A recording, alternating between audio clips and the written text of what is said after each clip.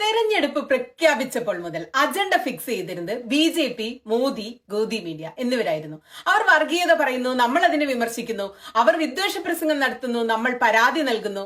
അവർ രാഹുൽ ഗാന്ധിയെ അപമാനിക്കുന്നു, നമ്മൾ അതിൽ പ്രതിഷേധിക്കുന്നു എന്ന രീതിയിലാണ് മുന്നോട്ട് പോയിക്കൊണ്ടിരുന്നത്. ഒറ്റ ദിവസം കൊണ്ട് കഥ മാറി, കാറ്റ് മാറി വീശി അരവിന്ദ് കെജ്രിവാൾ അജണ്ട തീരുമാനിച്ചു. मोदी जी अगले साल 17 सितंबर को 75 साल के हो रहे हैं। बीजेपी के अंदर मोदी जी ने 2014 में मोदी जी ने खुद ने रूल बनाया था कि बीजेपी के अंदर जो भी 75 साल का होगा उसको रिटायर कर दिया जाएगा। सबसे पहले आडवाणी जी को रिटायर किया गया, उसके बाद मुरली मनोहर जोशी जी को रिटायर किया गया, फिर सुमित्रा महाजन को रिटायर किया गया, फिर यशवंत सिन्हा को रिटायर किया गया। अब मोदी जी अगले साल 17 सितंबर को रिटायर होने वाले हैं। LK അദ്വാനി, മുരളി മനോഹർ ജോഷി, സുമിത്ര മഹാജൻ, യശ്വന്ത് സിൻഹ എന്നിവരെ ഒഴിവാക്കിയത് 75 വയസ്സ് കഴിഞ്ഞുവെന്ന കാരണം പറഞ്ഞുകൊണ്ടാണ്. പ്രധാനമന്ത്രി നരേന്ദ്രമോദിക്ക് അടുത്ത സെപ്റ്റംബറിൽ 17-ന് 75 വയസ്സ് തികയും. അപ്പോൾ അദ്ദേഹം മാറി അമിത്ഷായെ പ്രധാനമന്ത്രിയാക്കും. മോദി ഇപ്പോൾ വോട്ട് ചോദിക്കുന്നത് അമിത്ഷായ്ക്ക് വേണ്ടിയാണ്. മോദിയുടെ ഗ്യാരണ്ടി അമിത്ഷാ പൂർത്തീകരിക്കുമെന്ന കിടിലൻ ചോദ്യമാണ് അരവിന്ദ് കെജ്രിവാൾ മുന്നോട്ട് വെച്ചത്. അഗ്നി പർവ്വത സ്ഫോടനം പോലെ BJPയുടെ അടിത്തറ കുലുങ്ങി. മോദിയും അമിത്ഷായും അണികളും കിടുങ്ങി വിറച്ചു. मोदी जी ही ये टर्म पूरी करेंगे और मोदी जी ही आगे देश का नेतृत्व करते रहेंगे। इसमें भारतीय जनता पार्टी में कोई कंफ्यूजन नहीं है। मैं अरविंद केजरीवाल एंड कंपनी और पूरे इंडिया अलायंस को कहना चाहता हूं, मोदी जी 75 साल के हो जाए, इससे आपको आनंदित होने की जरूरत नहीं है। ये भारतीय जनता पार्टी के संविधान में कहीं नहीं लिखा है। मोदी जी ही ये टर्म पूरी करेंगे और मोदी जी ही आगे देश का नेतृत्व करते रहेंगे। इसमें भारतीय जनता पार्टी में कोई कंफ्यूजन नहीं है। ये कंफ्यूजन खड़ा कर BJPയുടെ ഭരണഘടനയിൽ 75 വയസ്സ് എന്ന പരിധിയില്ല. ഇക്കാര്യത്തിൽ പാർട്ടിക്ക് ആശയക്കുഴപ്പമില്ല. നരേന്ദ്രമോദി തന്നെ തുടരുമെന്ന് പറഞ്ഞുകൊണ്ട് അമിത്ഷാ ചാടിയിറങ്ങി. എന്നാൽ അത് പച്ചക്കള്ളമാണെന്ന് അദ്ദേഹത്തിന്റെ തന്നെ പഴയ വീഡിയോ നമ്മളോട് പറഞ്ഞു. पार्टी के साथियों के साथ बैठकर निर्णय करेंगे। अभी जो फैसला हुआ है वो यही है कि इनको जिम्मेदारी 75 वर्ष के ऊपर के लोगों को नहीं। പാർട്ടി അധ്യക്ഷനായ JP നദ്ദയെ മോഡി നടന്ന് മോദിയെ ന്യായീകരിച്ചു. BJPയുടെ ഭരണഘടനയിൽ പ്രായപരിധിയുമായി ബന്ധപ്പെട്ട യാതൊരു വ്യവസ്ഥകളുമില്ല. ഇന്ത്യ അടുത്ത വർഷവും മോദിയുടെ നേതൃത്വത്തിൽ തന്നെ തുടരും. അതോടെ നാട് ഇളകിമറിഞ്ഞു. ചർച്ചകൾ തുടങ്ങി. ശരിക്കും 75 വയസ്സ് കഴിഞ്ഞവരെ പദവികളിൽ നിന്നും മാറ്റി നിർത്തണമെന്ന് BJPയുടെ ഭരണഘടനയിൽ ഉണ്ടോ എന്നായി ചർച്ചകൾ. ഇതിനിടയിലാണ് ഇത്തരത്തിലൊന്ന് ഉണ്ടെന്ന് സൂചിപ്പിക്കുന്ന നിരവധി പഴയ വീഡിയോകൾ വൈറലായത്. Now remember, the BJP has a rule. Leaders above 75 years of age do not get posts. For the likes of Mr. Joshi, who've tasted power, it may be hard to reconcile with this fact, but 85 is no age to campaign or contest elections. In a country where people are expected to retire by 60, how is it that politicians claim to be fit for office at 85? After all, they're asking us, the voters, to elect them, to appoint them for the task of making laws for running the country. Can these leaders claim to be up to it in these advanced years? And I'm not an ageist. It's just a practical question I'm asking.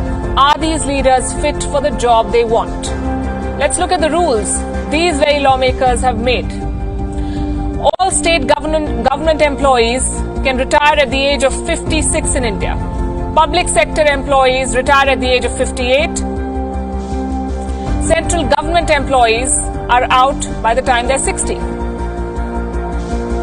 And these people have fixed working hours. Unlike politicians who do not technically have a 9-to-5 job, politics requires a high level of commitment and fitness. So shouldn't politicians exit after a certain age?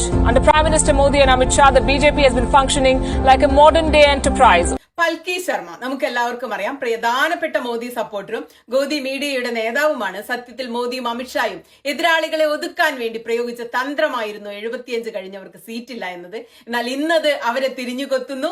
കർമ്മ is A ബൂമറാഗ് എന്നൊക്കെ നമ്മൾ പറയുന്നത് ഇതുകൊണ്ടായിരിക്കാം അല്ലെ. ഗുജറാത്ത് മുഖ്യമന്ത്രിയായിരുന്ന ആനന്ദിബെൻ പട്ടേലിനെ ഒഴിവാക്കിയപ്പോൾ അവർ വേദനയോടുകൂടി അന്ന് പറഞ്ഞത് മുതിർന്ന BJP നേതാക്കൾ 75 വയസ്സ് തികയുമ്പോൾ സ്വമേധയാ വിരമിക്കൽ എന്ന മഹത്തായ പാരമ്പര്യത്തിന് തുടക്കമിട്ടു. ഇത് അടുത്ത തലമുറയ്ക്ക് വഴിയൊരുക്കുന്നു എന്നാണ്. സത്യത്തിൽ എതിരാളികളെ ഒതുക്കാൻ വേണ്ടി കൊണ്ടുവന്ന ഒരു നിയമത്തിന്റെ പേരിൽ മോദി പടിയിറങ്ങേണ്ട ദുരവസ്ഥ അരവിന്ദ് കെജ്രിവാൾ ഉണ്ടാക്കിയിരിക്കുകയാണ്. ഇന്നലെ യശ്വന്ത് സിൻഹ ഏഷ്യാനെറ്റ് ന്യൂസിനോട് സംസാരിച്ചു. പാർട്ടി ഫോറത്തിലൊന്നും ചർച്ച ചെയ്യാതെയാണ് ഈ 75 വയസ്സെന്ന നിയമം ഉണ്ടാക്കിയതെന്ന്, ചട്ടം എല്ലാവർക്കും ബാധകമല്ലേ എന്നൊക്കെ അദ്ദേഹം ചോദിക്കുന്നു. ഇത് മോദിക്ക് ബാധകമല്ലേ എന്ന് യശ്വന്ത് സിൻഹ ചോദിക്കുന്നു. Never discussed at any forum of the BJP before the 2014 elections. There was just a rumor in the air that people above 75 will not be given any position in government because 75 is a cut-off year. In any case, and they created a Margdarshan Mandal in which they put people like Atal Bihari Vajpayee, Pani and Murli Manohar Joshi. Now that Mr. Modi is reaching the age of 75, and Mr. Aviz saying this rule never existed or doesn't apply to Mr. Modi, is a clear indication of the fact that rules are made for others and not for the top leader of the party. Yashwant Sinha മുൻപ് പറഞ്ഞത് 75 വയസ്സിന് മുകളിലുള്ള BJP നേതാക്കളെ മസ്തിഷ്ക മരണം സംഭവിച്ചവരായി പ്രഖ്യാപിച്ചിരുന്നുവെന്നും നരേന്ദ്രമോദിയെ പരിഹസിച്ചുകൊണ്ട് അന്ന് പറഞ്ഞതാണ്. അന്നത് വലിയ വാർത്തയായിരുന്നു. 2014 മെയ് 26-ന് 75 വയസ്സിന് മുകളിലുള്ള എല്ലാവരെയും മസ്തിഷ്ക മരണം സംഭവിച്ചവരായി പ്രഖ്യാപിച്ചു എന്നും മസ്തിഷ്ക മരണം സംഭവിച്ചവരുടെ കൂട്ടത്തിൽ ഞാനും ഉൾപ്പെടുന്നു എന്നൊരു സ്റ്റേറ്റ്മെന്റ് അന്ന് അദ്ദേഹം പറഞ്ഞിരുന്നു. മോദിയുടെ ഗ്യാരണ്ടി എന്ന പ്രചാരണത്തിന് കേജ്രിവാൾ തടയിട്ടു. കേജ്രിവാളിന്റെ ഗ്യാരണ്ടികൾ രാജ്യത്തുടനീളം 24 മണിക്കൂറും വൈദ്യുതി, എല്ലാ കുട്ടികൾക്കും വിദ്യാഭ്യാസം, ഗ്രാമങ്ങൾ തോറും മൊഹല്ല ക്ലിനിക്കുകൾ, ചൈന കയ്യേറിയ ഭൂമി തിരിച്ചുപിടിക്കുക, അഗ്നിവീർ പദ്ധതി റദ്ദാക്കുക, കാർഷിക വിളകൾക്ക് താങ്ങുവില, ഡൽഹിക്ക് പൂർണ്ണ സംസ്ഥാന പദവി, 2 കോടി യുവാക്കൾക്ക് തൊഴിൽ, അഴിമതി തുടച്ചു നീക്കും, GST നയത്തിൽ പരിഷ്കരണം എന്നിവയാണ്. ഈ ജനപ്രിയ ഗ്യാരണ്ടികളും മോദിക്കും കൂട്ടർക്കും തലവേദനയായിട്ടുണ്ട്. BJP വർഗീയത പറയുമ്പോൾ ഇന്ത്യ മുന്നണി പറയുന്നത് ജനക്ഷേമമാണ്. കേജ്രിവാൾ അടിച്ചത് മോദിയുടെ മർമ്മം നോക്കിയാണ്. മോദിയും BJPയും വീഴുമോ, കാറ്റു മാറി വീശുമോ, ഇന്ത്യ രക്ഷപ്പെടുമോ കുറെ ചോദ്യങ്ങളാണ് ഞാൻ നിങ്ങൾക്ക് മുന്നിൽ വെച്ചിരുന്നത്. നിങ്ങൾക്ക് എന്താണ് തോന്നുന്നത്? നരേന്ദ്രമോദിയെ കേജ്രിവാൾ അടിച്ചത് എങ്ങനെയുണ്ട്? ഈ അടിയുടെ റിസൾട്ട് എന്തായിരിക്കും? ഇന്ത്യ രക്ഷപ്പെടുമോ?